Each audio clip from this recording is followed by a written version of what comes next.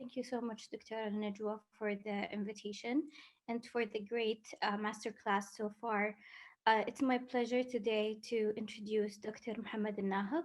Dr. Mohamed Can you raise your voice, Dr. Anwaya? Dr. Mohamed Alnahedh is the head of Oncology Pharmacy Services in King Faisal Specialist Hospital and Research Center in Riyadh, Saudi Arabia.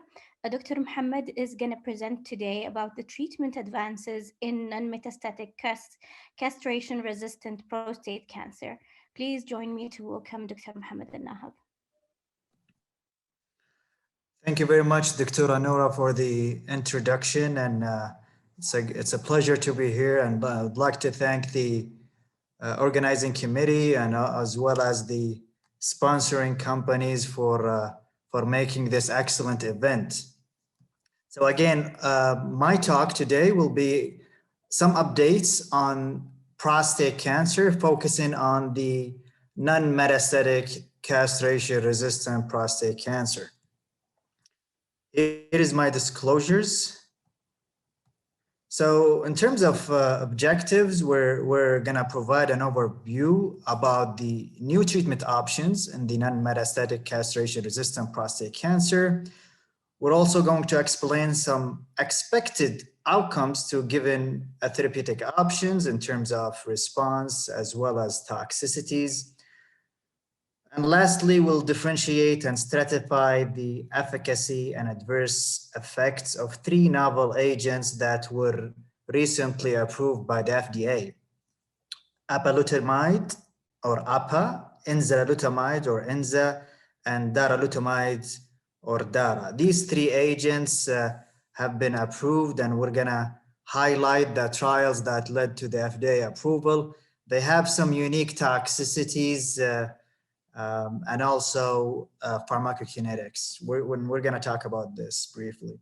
So a little bit background about the disease. Prostate cancer is the 2nd most frequent malignancy in men worldwide. And I've listed for you the number of new cases as well as the number of deaths that occurred in 2018. The incidence and mortality of prostate cancer worldwide correlates with the increasing age. Again, this is a disease that hits the elderly with an average age at time of diagnosis being 66 years. In Saudi Arabia, prostate cancer is ranked as the 6th most common cancer among all ages. So what about the treatment options for these patients? The treatment options depends on many variables and several factors that we look into. So it depends on the stage, being localized stage or metastatic stage. We also look at the risk group, being a high risk or low risk or intermediate. That also play a factor. And also life expectancy is very important. And why do we look at life expectancy? Because generally speaking, this is a disease that is considered indolent in nature or a slow growing tumor. Some of these patients do not necessarily die from prostate cancer, but they do die from other comorbidities or cardiovascular events. So very important to look at the life expectancy before we offer a treatment for these patients. The approach of this treatment is also influenced by the patient's age, general condition, and comorbidities that we talked about. And more importantly is the patient preference. Definitely very important to have a shared decision with the patient and see what does this patient prefer. Side effects, also side effects profile. We know that these agents have different toxicity profiles. So you want to make sure that your patient is considered the most candidate for the treatment that you are offering. So what's on the menu? I've brought this table from ESMO 2020. And if you look at the treatment options here, there's a lot of treatment options.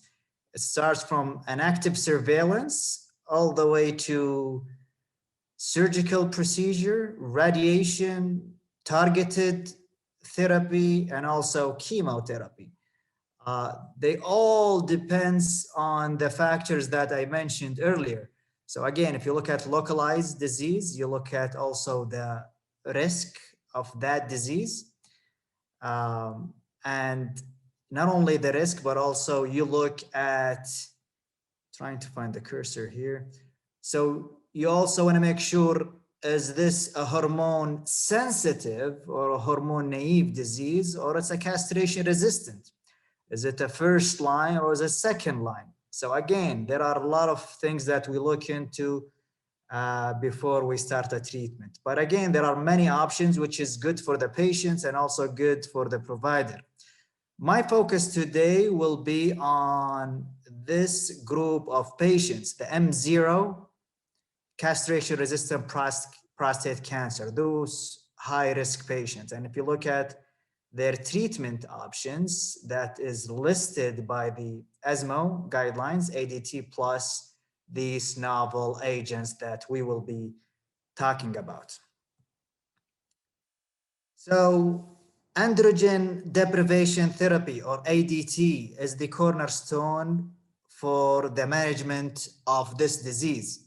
They are very effective, but the problem with these agents is that these patients at some point will progress on these agents. So the development of castration resistant typically occurs prior to the identification of metastases. So what does that mean? That means if you have a patient who is on ADT and that patient develop a castration resistant, that's the stage that typically precede the metastases. So our goal is to find some agents to hopefully delay the metastatic disease and also hopefully have an impact on overall survival and hopefully have an impact on their quality of life and help them to live better. Most men with advanced disease, we talked about this, eventually stop responding to the traditional ADT, and they are considered castration resistant. So what does that mean? That's the definition of castration resistant prostate cancer. So basically, you have a prostate cancer that with the ADT, you are achieving the testosterone level that you are targeting, less than 50. However, the disease is still progressing. Okay, so what do we do in that case? And prior to 2018, if they don't have metastatic disease, you just observe them.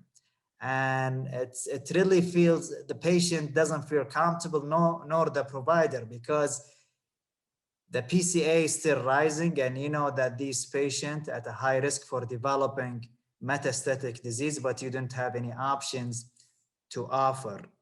But now we have 3 options that have been introduced to the market.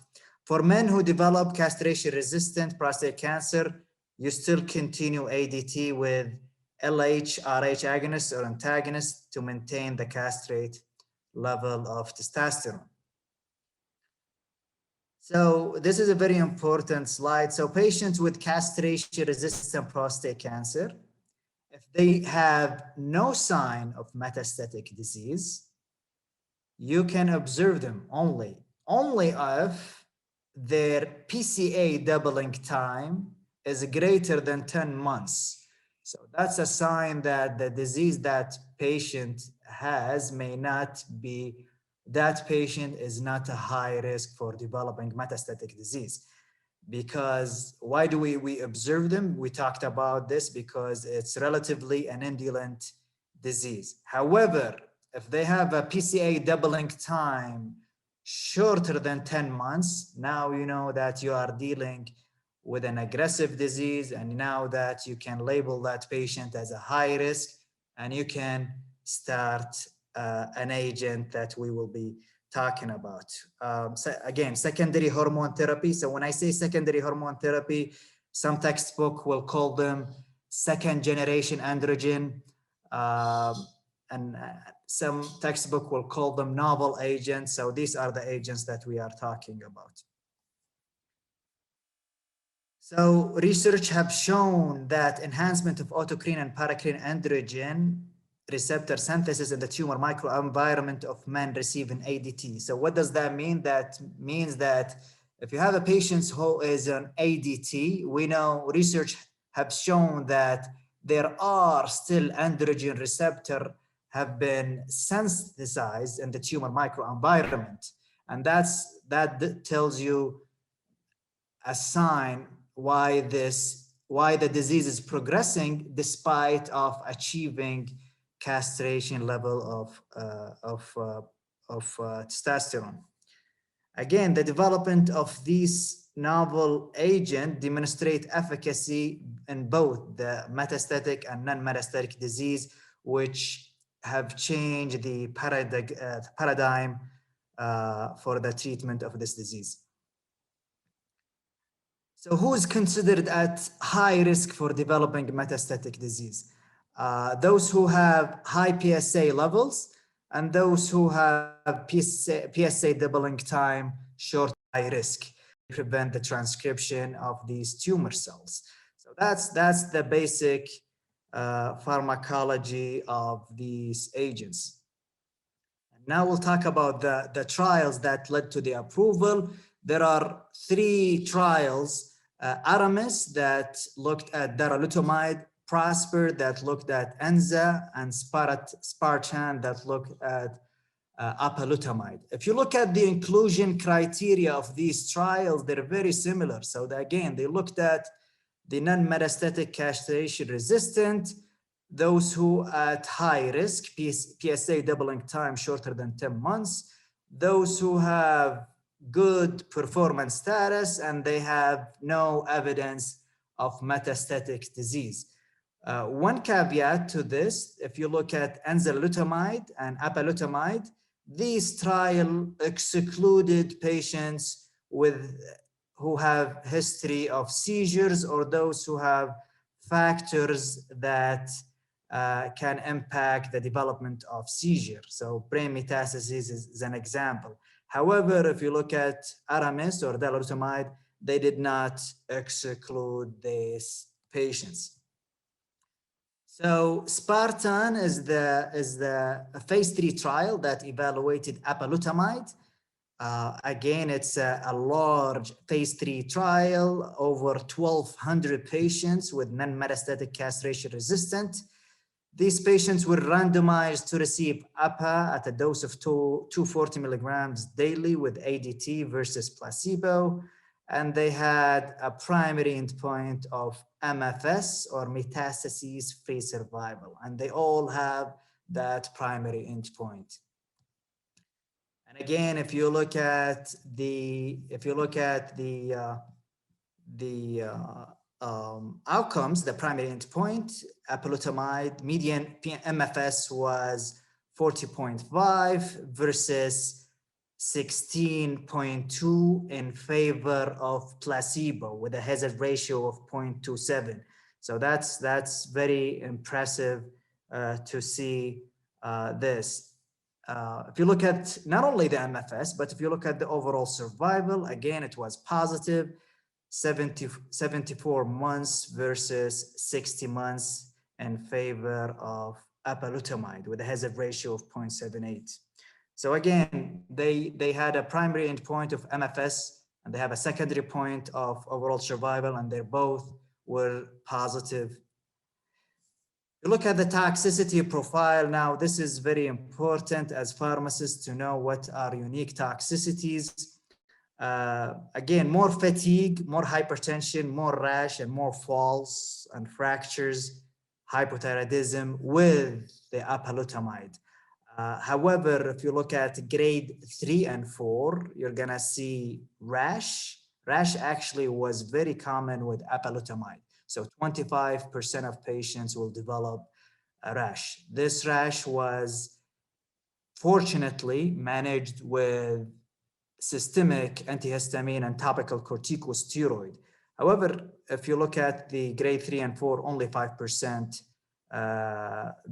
occurred in the trial, 14 with hypertension. And again, most of these toxicity were managed, but it's very important to know these toxicity profile. Jumping on to enzalutamide, PROSPER study, very similar study design. 1,400 patients were randomized to enza versus placebo.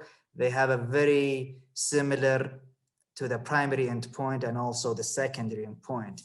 And if you look at the median MFS was 36.6 versus 14.7 in favor of enzalutamide with a hazard ratio of 0.92. Again, very impressive to see this, not only in the MFS, but also in the overall survival. Again, I listed it, excuse me. If you look at the overall survival, median overall survival was 67 versus 56.3. Again, it was statistically significant with a hazard ratio of 0.73. In terms of toxicity profile, again, fatigue was higher with enza, as well as falls and hypertension. However, if you look at grade 3, hypertension was 5%, as well as fatigue was 3%. So Aramis is a darolutamide. So one thing unique about darolutamide is in terms of chemical structure, both apalutamide and enzalutamide, they have a very chemical structure. Darolutamide has a very unique chemical structure, which it's thought that if you look at, we're going to talk about the toxicity profile, it seems that this drug has the least toxicity profile, as well as the ability to cross the blood-brain barrier. It's also there. So we're going to talk about this trial again. Excuse me. Again, 1,500 patients were randomized to receive darolutamide at a dose of 600 milligrams BID versus placebo. Both received ADT. One caveat with this agent is given twice a day. So enzalutamide and apalutamide, it's given daily. This agent is given twice a daily. So that may impact the adherence for these patients. Remember, we're dealing with elderly patients, and these patients typically have other comorbidities and other medications. So adherence could be impacted. However, the median MFS was positive also, 14.4 versus 18.4. Hazard ratio was 0.4 with this, unlike the other two trials that I talked about. Overall survival still not reached, as you can see. The other secondary endpoints were also positive in terms of time to pain progression and the median PFS. Again, if you look at the toxicity profile, I would say this agent, it appears to have the least toxicity profile, and it seems to have a tolerability in terms of the toxicity that we look into. So fatigue, hypertension, falls, fractures. So this is the concern toxicity that we always look for. So I brought this from the NCCN guidelines, basically summary. So if you have those patients who develop castration resistant on ADT, you look at the PSA doubling time. If it's greater than 10 months, basically you observe these patients.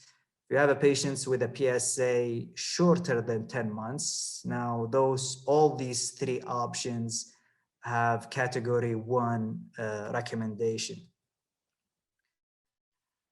Maybe one thing that I also like to mention is also in terms of, other than toxicity profile, drug interaction is very crucial here. So both apalutamide and enzalutamide, they are CYP inducers, so they do impact the interaction of other agents. So very important for us as a pharmacist, and lots of physicians actually rely on us in terms of screening for drug interaction, and also how to manage these drug interactions. So every time we dispense one of these agents, we want to make sure that there are no drug interaction. And if there is a drug interaction, how do we manage these drug interaction? Because remember, we're dealing with elderly here, and polypharmacy is there. So again, to conclude, the treatment landscape of patients with non-metastatic castration-resistant has changed since 2018. Now we have 3 FDA agents that were approved, and the primary endpoint, which was MFS, the metastasis-free survival, and also have shown benefits in the overall survival. Questions remain as what is the optimal treatment selection? Again, remember, we still don't have a head-to-head trials to guide us which agent is superior to other. They all had a very similar study design. They all were compared to placebo with ADT. Based on the data, it seems that enza and apalutamide, they are likely to maximize the benefit of the MFS, and evident by the hazard ratio that I showed. With darolutamide, it seems to be the most preferred agent in terms of toxicity profile. And these are my references, and thank you very much for your attention.